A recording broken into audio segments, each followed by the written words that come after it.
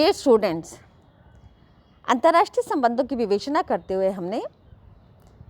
विश्व स्तरीय संगठनों से प्रारंभ किया और आज हम क्षेत्रीय संगठनों पर चर्चा कर रहे हैं। इससे पूर्व के लेक्चर में हमने एसीआर के बारे में अध्ययन किया था। आज हम दक्षिण एशिया, एशिया का पर्टिकुलरली वो वाली भाग जो दक्षिण एशिया के नाम से जाना जाता है, उसमें एक ऐसे संगठन की आवश्यकता महसूस की जा सकेगी जिसमें ऐतिहासिक दृष्टि से समान विरासत को साझा करते हुए समान सामाजिक आर्थिक चुनौतियों का सामना करते हुए किस प्रकार आगामी आर्थिक विकास के लिए एक ऐसे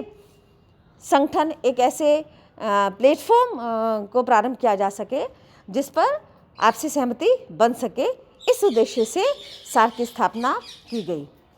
7-8 दिसंबर 1985 को ढाका में की गई सार्क की स्थापना में मूल रूप से इंडिया, भारत, पाकिस्तान, बांग्लादेश, नेपाल, भूटान, श्रीलंका और मालदीव सम्मिलित थे। चूँकि ये सभी देश कुछ समान लक्षणों को साझा करते थे, जिनकी कुछ जिसको कह सकते हैं आप साझी विरासत थी, तो इस दृष्टि से जनसंख्या दृष्टि से, प्राकृतिक संसाधनों की दृष्टि से और सबसे बड़ी बात पॉपुलेशन का जो स्ट्रक्चर है उसकी दृष्टि से, जैसे यंग पॉपुलेशन का बढ़ता हुआ जो आंकड़ा था इस दक्षिण एशिया के क्षेत्रों में, उस दृष्टि से ये समान जो विशेषताएं थी उसको साझा कर रहे थे। लेकिन जो दक्षिण एशिया के प्रमुख देश थे, इनमें जो इनकी विशेषताएं थी वही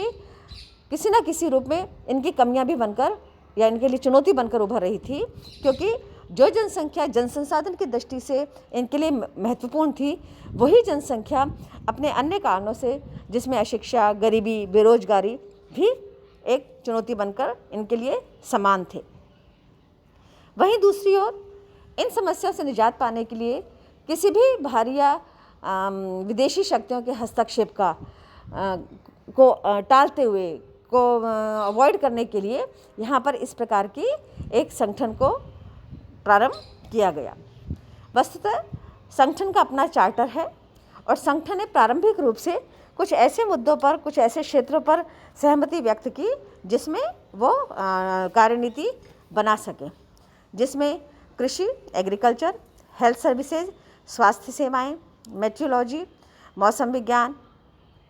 डाकतार सेवाएं, ग्रामीण विकास, विज्ञान एवं तकनीक, टेलीकॉम, दूरसंचार सर्विसेज, यातायात, स्पोर्ट्स, खेलकूद और कल्चरल कोऑपरेशन, सांस्कृतिक सहयोग प्रमुख था। लेकिन तत्पश्चात जैसे जैसे चुनौतियों का स्वरूप बदलने लगा, तब इसमें आतंकवाद से निपटने की समस्या और जो भी मादक द्रव्यों का व्यापार इस क्षेत्र में होने लग गया था, उसके रोकथाम के लिए किए जाने वाले प्रयास और दक्षिण एशिया के विकास में महिलाओं की भूमिका और महिलाओं के का जो रोल था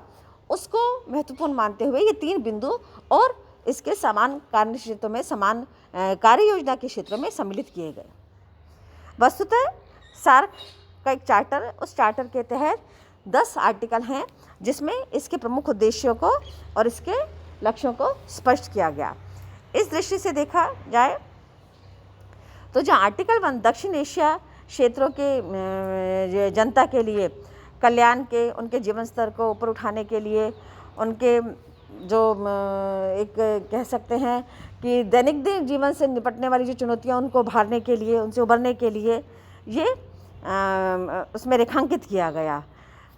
किस प्रकार आत्मनिर्भर बना जा सके, किस पर इकोनॉमिक, सोशल और कल्चरल रिलेशंस को स्ट्रेंथन किया जा सके और किस प्रकार ऐसे कॉमन हित के मुद्दे, साझा हित के मुद्दे और चुनौतियों का निवारण करने का प्रयास किया जाए। और सबसे बड़ी बात, इस कॉमन इंटरेस्ट में कहीं पर भी किसी के नेशनल इंटरेस्ट की अनदेखी नहीं किए जाने को महत्वपूर्ण मुद्दे के रूप में शामिल किया गया। तो आर्टिकल 1 मूल रूप से इसके उद्देश्यों को या इसके लक्ष्यों को स्पष्ट करता है, जबकि जो आर्टिकल 2 है वो साउथ एशियन नेशंस में डायलॉग विद द नेशंस के कॉन्सेप्ट पर काम करता है, जिसमें परस्पर सहयोग और सहमति को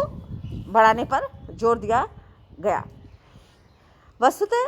देखा जाए तो सार्क में जितने भी महत्वपूर्ण मुद्दे जोड़े गए, उसने इसकी एक संरचनात्मक, एक ऑर्गेनाइजेशनल एक इसका सेटअप तैयार किया और जिसमें इसके विभिन्न सम्मेलन शामिल थे, इसके संगठनात्मक संरचना शामिल थी, जिसमें शिखर सम्मेलन, मंत्रिपरिषद, इसकी स्थायी समितियां, तकनीकी समितियां, कार्यकारी समितियां,